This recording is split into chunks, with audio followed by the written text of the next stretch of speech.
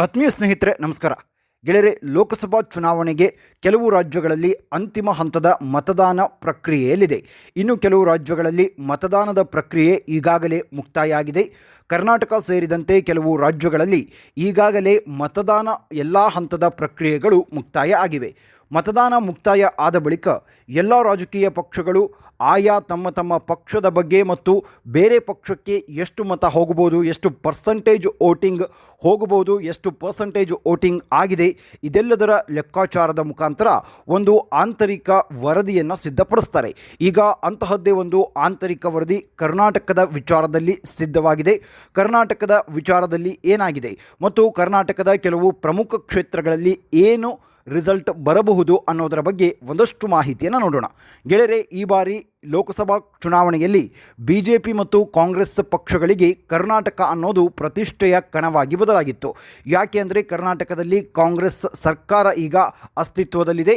ಇನ್ನು ಕಳೆದ ಬಾರಿ BJP 25 ಕ್ಷೇತ್ರಗಳನ್ನು ಗೆದ್ದಂತಹ ಕಾರಣಕ್ಕಾಗಿ ಈ ಬಾರಿ ಅಟ್ಲೀಸ್ಟ್ ಒಂದು ಆದರೂ ಎಕ್ಸ್ಟ್ರಾ ಮಾಡಿಕೊಳ್ಬೇಕು, 26 ಕ್ಷೇತ್ರವನ್ನು ಮಾಡಿಕೊಳ್ಳಲೇಬೇಕು ಅನ್ನುವಂತಹ ಪ್ರತಿಸ್ಪರ್ಧೆಗೆ BJP ಬಿದ್ದಿತ್ತು.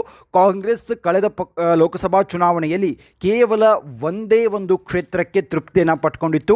ಈ ಬಾರಿ ಹೇಗಾದರೂ ಮಾಡಿ ಅದನ್ನು ಹೆಚ್ಚು ಮಾಡಿಕೊಳ್ಳಬೇಕು, ನಮ್ಮ ಸರ್ಕಾರ ಅಸ್ತಿತ್ವದಲ್ಲಿದೆ, ಹಾಗಾಗಿ ಇದು ನಮಗೆ ಪ್ರತಿಷ್ಠೆ ಅಂತ ತೆಗೆದುಕೊಂಡಿತ್ತು. ಹಾಗಾಗಿ ಈ ಬಾರಿ ಕರ್ನಾಟಕ ಒಂದು ಜಿದ್ದಾಜಿದ್ದಿನ ಕಣವಾಗಿ ಮಾರ್ಪಟ್ಟಿತ್ತು. ಕರ್ನಾಟಕದಲ್ಲಿ ಕೆಲವು ಪ್ರಮುಖ ಕ್ಷೇತ್ರಗಳು ಕೂಡ ಇದ್ದವು. ಅದರಲ್ಲಿ ಪ್ರಮುಖವಾಗಿರೋದು ಚಿಕ್ಕೋಡಿ ಲೋಕಸಭಾ ಕ್ಷೇತ್ರ.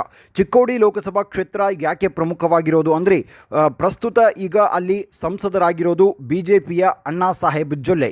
BJPಯ ಅಣ್ಣಾ ಸಾಹೇಬ್ ಜೊಲ್ಲೆ ಅವರಿಗೆ ಪ್ರತಿಸ್ಪರ್ಧಿಯಾಗಿ ಜಾರಕಿಹೊಳಿ ಅವರ ಪುತ್ರಿ ಪ್ರಿಯಾಂಕಾ ಜಾರಕಿಹೊಳಿ ಅಲ್ಲಿ ಸ್ಪರ್ಧೆಯನ್ನು ಮಾಡಿರೋದು. ಪ್ರಿಯಾಂಕಾ ಜಾರಕಿಹೊಳಿ ಒಬ್ಬ ಯಂಗ್ ಲೀಡರ್ ಆಗಿ ಅಲ್ಲಿ ಅವರು ತಮ್ಮ ಸ್ಪರ್ಧೆಯನ್ನು ಖಚಿತಪಡಿಸಿದ್ರು. ಪ್ರಿಯಾಂಕಾ ಜಾರಕಿಹೊಳಿ ಅಂತ ಸಣ್ಣ ಹುಡುಗಿಯ ಮುಂದೆ ಅಣ್ಣಾ ಸಾಹೇಬ್ ಜೊಲ್ಲೆ ಗೆಲ್ತಾರ? ಕಳೆದ ಬಾರಿ ದೊಡ್ಡ ಲೀಡ್ನಲ್ಲಿ ಅಣ್ಣಾ ಸಾಹೇಬ್ ಜೊಲ್ಲೆ ಗೆದ್ದಿದ್ರು. ಹಾಗಾಗಿ ಅದು ಕೂಡ ಒಂದು ಜಿದ್ದಾಜಿದ್ದಿನ ಕ್ಷೇತ್ರ ಅನಿಸ್ಕೊಂಡಿತ್ತು. ಈಗ ಆ ಒಂದು ಕ್ಷೇತ್ರದ ಆಂತರಿಕ ಸಮೀಕ್ಷೆಯ ಪ್ರಕಾರ ಅಲ್ಲಿ ಏನಾಗಬಹುದು ಅನ್ನೋದರ ಒಂದಷ್ಟು ಮಾಹಿತಿಯನ್ನು ನಿಮಗೆ ಹೇಳ್ತಾ ಹೋಗ್ತೀನಿ. ಗೆಳೆಯರೆ, ಅಣ್ಣಾ ಸಾಹೇಬ್ ಜೊಲ್ಲೆ ಕಳೆದ ಬಾರಿಯೂ ಕೂಡ ಅವರು ಸಂಸದರಾಗಿದ್ದರು. ಅವರ ಪತ್ನಿ BJP ಸರ್ಕಾರದಲ್ಲಿ ಸಚಿವೆ ಕೂಡ ಆಗಿದ್ದರು. ಇಷ್ಟೆಲ್ಲ ಪೊಲಿಟಿಕಲ್ ಬ್ಯಾಕ್ಗ್ರೌಂಡ್ ಇದ್ದಂತಹ ಅಣ್ಣಾ ಸಾಹೇಬ್ ಜೊಲ್ಲೆ ಅವರನ್ನು ಬದಲಾಯಿಸಬೇಕು ಅನ್ನುವಂತಹ ಕೂಗುಗಳು ಕೂಡ ಕೇಳ್ಪಟ್ಟಿದ್ವು.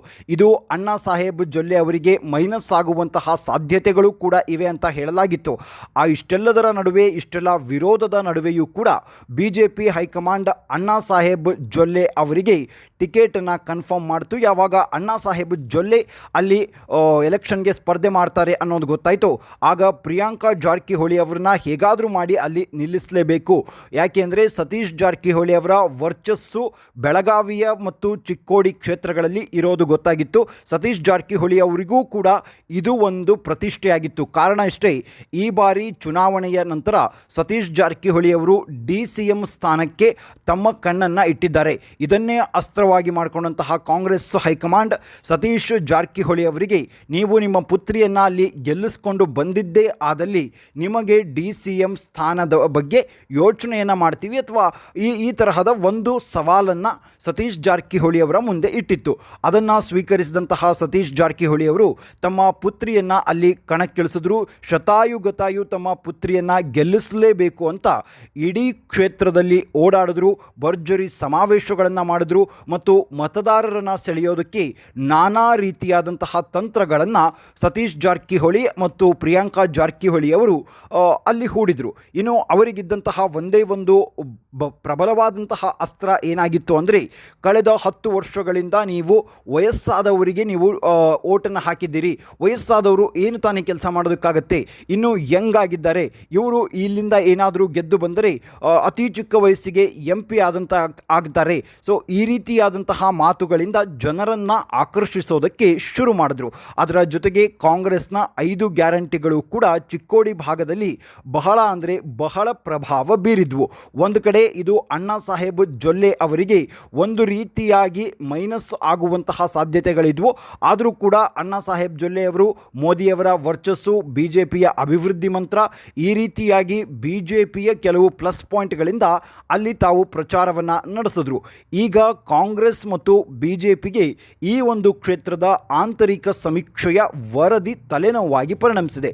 ಏನು ಆಂತರಿಕ ಸಮೀಕ್ಷೆಯ ವರದಿ ಅಂದರೆ, ಈ ಕ್ಷೇತ್ರದಲ್ಲಿ ಅಣ್ಣಾ ಸಾಹೇಬ್ ಜೊಲ್ಲೆ ಅವರಿಗೆ ಗೆಲುವು ಸುಲಭವಾಗಿದ್ದಲ್ಲ. ಒಂದು ವೇಳೆ ಗೆದ್ದರೆ ಪ್ರಯಾಸದಾಯಕವಾದಂತಹ ಗೆಲುವನ್ನು ಅಣ್ಣಾ ಸಾಹೇಬ್ ಜೊಲ್ಲೆ ಅವರು ಪಡೆದುಕೊಳ್ಳಬಹುದು ಅನ್ನುವಂತಹ ಒಂದು ಆಂತರಿಕ ವರದಿ ಈಗ ಸಲ್ಲಿಕೆಯಾಗಿದೆ. ಇನ್ನು ಕಾಂಗ್ರೆಸ್ನ ಆಂತರಿಕ ವರದಿಯೂ ಕೂಡ ಇದನ್ನೇ ಹೇಳುತ್ತೆ.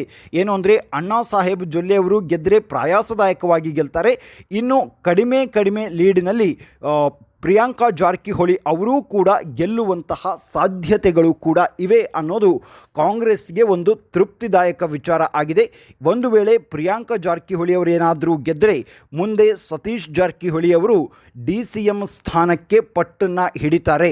ಸೊ ಒಂದು ಬೆಂಗಳೂರು ಗ್ರಾಮಾಂತರ ಕ್ಷೇತ್ರದಲ್ಲಿ ಏನಾದರೂ ಹೆಚ್ಚು ಕಡಿಮೆಯಾಗಿ ಡಾಕ್ಟರ್ CN ಮಂಜುನಾಥ್ ಅವರು ಗೆದ್ದು ಬಿಟ್ಟರೆ DCM ಸ್ಥಾನ ಅಥವಾ ಮುಖ್ಯಮಂತ್ರಿ ಸ್ಥಾನಕ್ಕೆ ಪಟ್ಟು ಹಿಡಿದಿರುವಂತಹ DK ಶಿವಕುಮಾರ್ ಅವರ ವರ್ಚಸ್ಸು ಕಡಿಮೆ ಆಗಬಹುದು.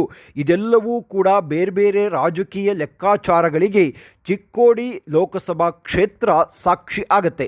ಸೊ ಹಾಗಾಗಿ ಎರಡೂ ಪಕ್ಷದ ಪಾಳಯದಲ್ಲಿ ಈ ಒಂದು ರಿಸಲ್ಟ್ ತುಂಬಾ ಇಂಪಾರ್ಟೆಂಟ್ ಆಗಿದೆ. ತುಂಬ ಕುತೂಹಲವೂ ಕೂಡ ಮೂಡಿಸಿದೆ. ಈಗ ಆಂತರಿಕ ಸಮೀಕ್ಷೆಯ ಪ್ರಕಾರ ಅಲ್ಲಿ ಅಣ್ಣಾ ಸಾಹೇಬ್ ಜೊಲ್ಲೆ ಅವರಿಗೆ ಪ್ರಯಾಸದಾಯಕ ಗೆಲುವು ಸಿಗಬಹುದು. ಇಲ್ಲವೇ ಕಡಿಮೆ ಲೀಡ್ನಲ್ಲಿ ಮೊದಲ ಬಾರಿಗೆ ಪ್ರಿಯಾಂಕಾ ಜಾರಕಿಹೊಳಿ ಅವರು ಮೊದಲ ಎಲೆಕ್ಷನ್ನಲ್ಲಿಯೇ ಗೆದ್ದು ದೆಹಲಿಯನ್ನು ಪ್ರವೇಶಿಸಬಹುದು ಅನ್ನುವಂತಹ ಒಂದಷ್ಟು ಸಮೀಕ್ಷೆಯ ವರದಿಗಳು ಹೇಳ್ತಾ ಇದ್ದಾವೆ. ಇದು ಗೆಳೆಯರೆ ಬೆಳಗಾವಿ ಭಾಗದಲ್ಲಿ ಮತ್ತು ಆ ಒಂದು ಭಾಗದಲ್ಲಿ ತುಂಬಾ ಸಂಚಲನ ಮೂಡಿಸಿದಂತಹ ಚಿಕ್ಕೋಡಿ ಲೋಕಸಭಾ ಕ್ಷೇತ್ರದ ಆಂತರಿಕ ಸಮೀಕ್ಷೆಯ ವರದಿ. ಹೀಗೆ ಎಲ್ಲ ಕ್ಷೇತ್ರಗಳಲ್ಲಿಯೂ ಕೂಡ ಆಂತರಿಕ ಸಮೀಕ್ಷೆಯ ವರದಿಗಳು ಬಂದಿದೆ. ಒಂದು ವರದಿಯ ಪ್ರಕಾರ ಈ ಬಾರಿ ಕಾಂಗ್ರೆಸ್ 8ರಿಂದ 9 ಸ್ಥಾನವನ್ನು ಗೆಲ್ಲಬಹುದು. ಒಂದು ವೇಳೆ ಒಂದು 2-3 ಸ್ಥಾನಗಳು ಆ ಕಡೆ ಈ ಕಡೆಯೂ ಕೂಡ ಆಗಬಹುದು. ಸೊ BJPಗೆ ಕಳೆದ ಬಾರಿಯಷ್ಟು ಈಸಿ ಆಗಿರುವಂತಹ ಸುಲಭವಾದಂತಹ ತುತ್ತು ಈ ಬಾರಿಯ ಚುನಾವಣೆ ಕರ್ನಾಟಕದಲ್ಲಿಲ್ಲ. ಕರ್ನಾಟಕದಲ್ಲಿ ಆ ತರಹದ ವ್ಯತಿರಿಕ್ತ ವಾತಾವರಣ BJPಗೆ ಇಲ್ಲ ಅನ್ನೋದು ಆಂತರಿಕ ವರದಿಯ ಒಂದು ಭಾಗ ಆಗಿದೆ. ಇದು ಕೂಡ ಮುಂದಿನ ದಿನಗಳಲ್ಲಿ ಯಾವ ತರಹ BJP ಕರ್ನಾಟಕದಲ್ಲಿ ಪಕ್ಷ ಸಂಘಟನೆ ಮಾಡುತ್ತೆ ಅನ್ನೋದರ ಬಗ್ಗೆಯೂ ಕೂಡ BJPಗೆ ಇದು ತುಂಬಾ ಉಪಯೋಗ ಆಗತ್ತೆ ಅನಿಸುತ್ತೆ ಗೆಳೆಯರೆ. ನಿಮ್ಮ ಅನಿಸಿಕೆ ಅಭಿಪ್ರಾಯ ಏನನ್ನೋದನ್ನು ಕಮೆಂಟ್ ಮೂಲಕ ತಿಳಿಸಿ. ಮುಂದಿನ ವಿಡಿಯೋದಲ್ಲಿ ಮತ್ತಷ್ಟು ಮಾಹಿತಿಯ ಜೊತೆಗೆ ಬರ್ತೀನಿ. ಅಲ್ಲಿಯವರೆಗೂ ಜೈ ಹಿಂದ್, ಜೈ ಕರ್ನಾಟಕ.